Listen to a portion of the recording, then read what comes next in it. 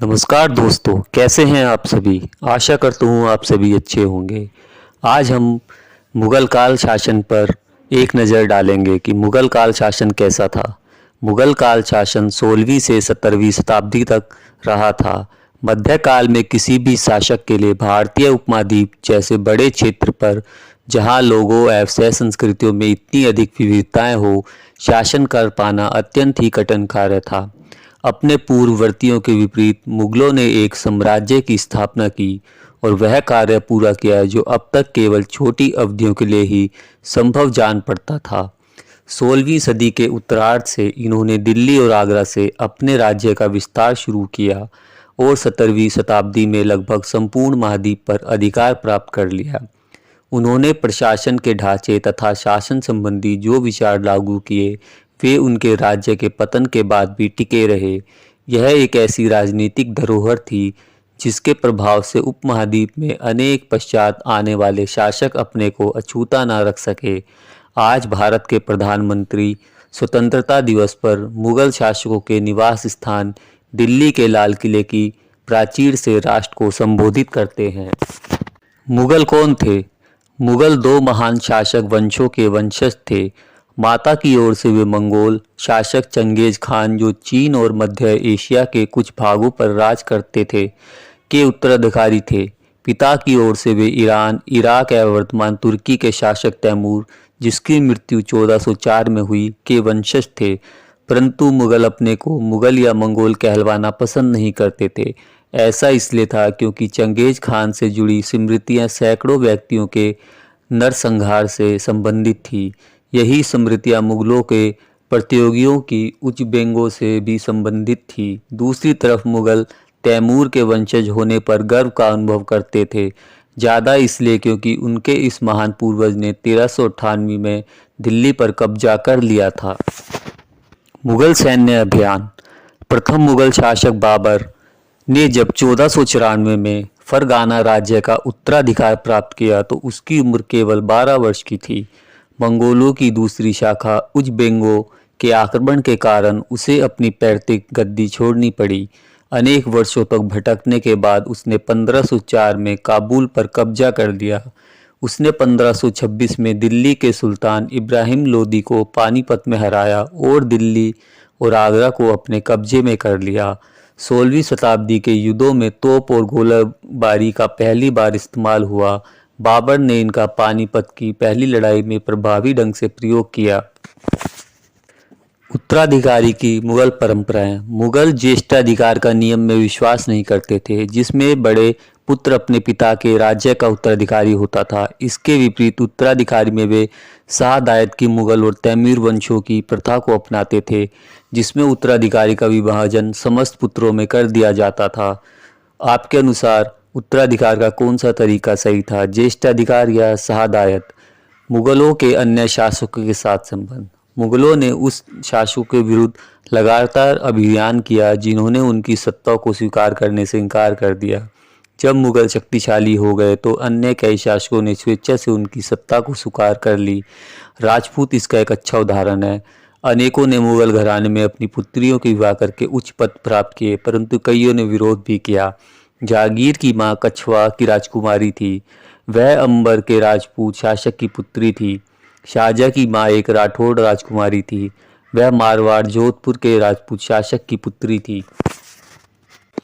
मेवाड़ के सिसोदिया राजपूत लंबे समय तक मुगलों की सत्ता को स्वीकार करने से इनकार करते रहे, परंतु जब वे हारे तो मुगलों ने उनके साथ सम्माननीय व्यवहार किया और उनकी जागीरें वतन जागीर के रूप में वापस कर दी। पराजित करके परंतु अपमानित न करने के बीच सावधानी से बनाए गए संतुलन की वजह से मुगल भारत के अनेक शासकों और सरदारों पर अपना प्रभाव बढ़ा पाए, परंतु इस संतुलन को हमेशा बरकरार रखना कठिन था। जैसे जैसे साम्राज्य में विभिन्न क्षेत्र सम्मिलित होते गए, वैसे वैसे मुगलों ने तरह तरह के सामाजिक समूह के सदस्यों को प्रशासन में नियुक्त करना आरंभ किया। शुरू में ज़्यादातर सरदार तुर्की तुरानी थे, लेकिन अब इस छोटे समूह के साथ साथ उन्होंने शासक वर्ग में ईरानियों, भारतीय मुसलमानों, अफगानों, राजपूतों, मराठों और अन्य समूह को सम्मिलित किया। मुगलों की सेवा में आने वाले नौकरशाह मनसबदार कहलाए। मनसबदार शब्द का प्रयोग ऐसे व्यक्तियों के लिए होता है जिन्हें कोई मनसाब यानी कोई सरकारी हैसियत अथवा पद मिलता था। यह मुगलों द्वारा चलाई गई श्रेणी व्यवस्था थी जिसके जरिए पद, वेतन एवं सैन्य उत्तरदायित्व निर्धारित किए जाते थे।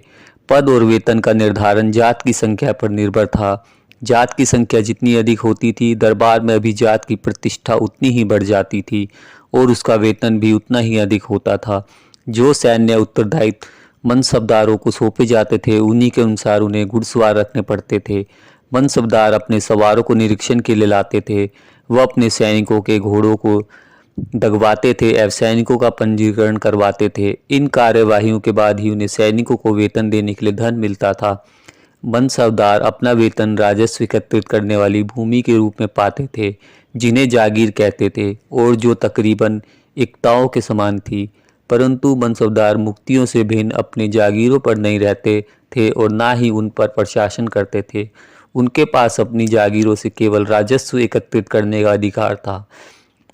यह राजस्व उनके नौकर उनके लिए एकत्रित करते थे, जबकि वे स्वयं देश के किसी अन्य भाग में सेवारत रहते थे। अकबर के शासनकाल में इन जागीरों का सावधानीपूर्वक आकलन किया जाता था ताकि इनका राजस्व मनसबदार के वेतन के तकरीबन बराबर हो। औरंगजेब के शासनकाल तक पहुँचते पहुँचते स्थिति बदल गई। अब प्राप्त राजस्व मनसबदार के वेतन से बहुत कम था। मनसबदारों की संख्या में भी अत्यधिक वृद्धि हुई, जिसके कारण उन्हें जागीर मिलने से पहले एक लंबा इंतजार करना पड़ता था। इन सभी कारणों से जागीरों की संख्या में कमी हो गई। फलस्वरूप कई जागीरदार जागीर रहने पर यह कोशिश करते थे कि वे जितना राजस्व वसूल कर सके कर ले। अपने शासनकाल के अंतिम वर्षों में औरंगजेब इन परिवर्तनों पर नियंत्रण नहीं पाया। इस कारण किसानों को अत्यधिक मुसीबतों का सामना करना पड़ा। मुगलों की आमदनी का प्रमुख साधन किसानों की उपज से मिलने वाला राजस्व था। अधिकतर स्थानों पर किसान ग्रामीण कुलीनों यानी कि मुखिया या स्थानीय सरदारों के माध्यम से राजस्व देते थे। समझ मध्यस्थों के लिए, चाहे वे स्थानीय ग्राम के मुखिया हो या फिर शक्तिशाली सरदार हो, मुगल एक ही शब्द जमींदार का प्रयोग करते थे।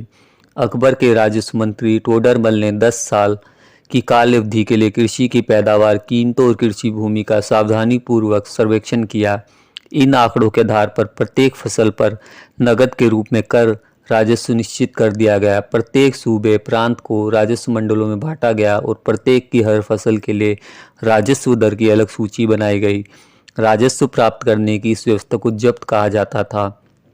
यह व्यवस्था उन स्थानों पर प्रचलित थी जहां पर मुगल प्रशासनिक अधिकारी भूमि का निरीक्षण कर सकते थे और सावधानी पूर्वक उनका हिसाब रख सकते थे।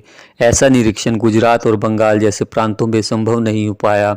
कुछ क्षेत्रों में जमींदार इतने शक्तिशाली थे कि मुगल प्रशासकों द्वारा शोषण किए जाने की स्थिति में वे विद्रोह कर सकते थे। कभी कभी एक ही जाति के जमींदार और किसान मुगल सत्ता के खिलाफ मिलकर विद्रोह कर देते थे। 17वीं शताब्दी के आखिर में ऐसे किसान विद्रोह ने मुगल साम्राज्य के स्थायित्व को चुनौती दी। अकबर ने अपने करीबी मित्र और दरबारी अबुल फजल को आदेश दिया कि वह उसके शासनकाल का इतिहास लिखे। अबुल फजल ने यह इतिहास 3 जिल्दों में लिखा और इसका शीर्षक है अकबरनामा। पहली जिल्द में अकबर के पूर्वजों का बयान और दूसरी अकबर के शासनकाल की घटनाओं का विवरण देती है। तीसरी जिल्द आईन अकबरी है। इसमें अकबर के प्रशासन, घराने, सेना, राजस्व और साम्राज्य के भूगोल का ब्यौरा मिलता है। इसमें समकालीन भारत के लोगों की परंपराओं और संस्कृतियों का भी विस्तृत विवरण है। आईन अकबरी का सबसे रोचक आयाम है विविध प्रकार की चीज़ों, फसलों, पैदावार, कीमती मजदूरी और राजस्व का सांख्यिकीकरण विवरण। जहांगीर के दरबार पर नूरजहां का प्रभाव। मेहरुनिसा ने 1611 में जहांगीर से विवाह किया और उसे नूरजहां का खिताब मिला। नूरजहां हमेशा जहांगीर के प्रति अत्यधिक वफादार रही और उसको समय समय पर सहयोग देती रही। नूरजहां के सम्मान में जहांगीर ने चांदी के सिक्के जारी किए, जिनमें एक ओर स्वयं के खिताब उत्कीर्ण थे और दूसरी ओर वह वाक्य रानी बेगम नूरजहां के नाम से गढ़ा हुआ है। चौकर मोहर बताती हैं, उदात और महान महारानी नूरजहां पातशाह बेगम का आदेश। गोल मोहर के अनुसार शाह जहांगीर के प्रताप से महारानी चंद्रमा जैसी वैभवशाली बन गई है। हम कामना करते हैं नूरजहां पातशाह इस युग की सर्वोत्तम महिला बने। सुलह कुल। अकबर की सुलह कुल की नीति को अनेक पुत्र जागीर ने इस प्रकार वर्णन किया है। ईश्वरीय अनुकंपा के विस्तृत आंचल में सभी वर्गों और सभी धर्मों के अनुयायियों की एक जगह है। इसलिए उसके विशाल साम्राज्य में, जिसकी चारों ओर की सीमाएं केवल समुद्र से ही निर्धारित होती थी, विरोधी धर्मों के अनुयायियों और तरह तरह के अच्छे बुरे विचारों के लिए जगह थी। यहाँ असहिष्णुता का मार्ग बंद था। यहाँ सुन्नी और शिया एक ही मस्जिद में इकट्ठे होते थे और ईसाई और यहूदी एक ही गिरजा से प्रार्थना करते थे। अपने सुसंगत तरीके से सार्वत्रिक शांति सुलह कुल के सिद्धांत का पालन किया। 17वीं शताब्दी में और उसके पश्चात मुगल साम्राज्य कैसा था? मुगल साम्राज्य की प्रशासनिक और सैनिक कुशलता के फलस्वरूप आर्थिक और वाणिज्य की समृद्धि में वृद्धि हुई। विदेशी यात्राओं ने ऐसा वैसा धनी देश बताया जैसा कि किस्से कहानियों में वर्णित होता रहा है, परंतु यही यात्रा इस प्रचुरता के साथ मिलने वाली दरिद्रता को देखकर विस्मित रह गए। सामाजिक असमानताएं साफ दिखाई पड़ती थी। शाहजहाँ के शासनकाल के 20वें वर्ष के दस्तावेजों से हमें पता चलता है कि ऐसे मनसबदार जिनको उच्चतम पद प्राप्त था, कुल 8000 में से 445 ही थे। कुल मनसबदारों की एक छोटी संख्या 5.6% को ही साम्राज्य के अनुमानित राजस्व का 61.5% स्वयं उनके व उनके सवारों के वेतन के रूप में दिया जाता था।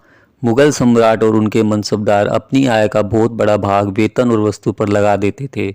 इस खर्चे से शिल्पकारों और किसानों को लाभ होता था, चूँकि वे वस्तुओं और फसलों की पूर्ति करते थे, परंतु राजस्व का भार इतना था कि प्राथमिक उत्पादों, किसानों और शिल्पकारों के पास निवेश के लिए बहुत कम धन बचता था। इनमें से जो बहुत गरीब थे, मुश्किल से ही पेट भर पाते थे, वे उत्पादन शक्ति बढ़ाने के लिए अतिरिक्त संसाधनों में, औजारों और अन्य वस्तुओं में निवेश करने की बात सोच भी नहीं सकते थे। ऐसी अर्थव्यवस्था में ज़्यादा धनी किसान, शिल्पकारों के समूह, व्यापारी और महाजन ज़्यादा लाभ उठाते थे।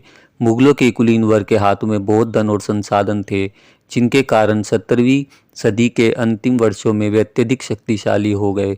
जैसे जैसे मुगल सम्राट की सत्ता पतन की ओर बढ़ती गई, वैसे वैसे विभिन्न क्षेत्रों में सम्राट के सेवक स्वयं ही सत्ता के शक्तिशाली केंद्र बनने लगे। इनमें से कुछ ने नए वंश स्थापित किए और हैदराबाद, अवध जैसे प्रांतों में अपना नियंत्रण जमाया। यद्यपि वे दिल्ली के मुगल सम्राट को स्वामी के रूप में मान्यता देते रहे, तथापि 18वीं शताब्दी तक साम्राज्य के कई प्रांत अपनी स्वतंत्र राजनीतिक पहचान बना चुके थे।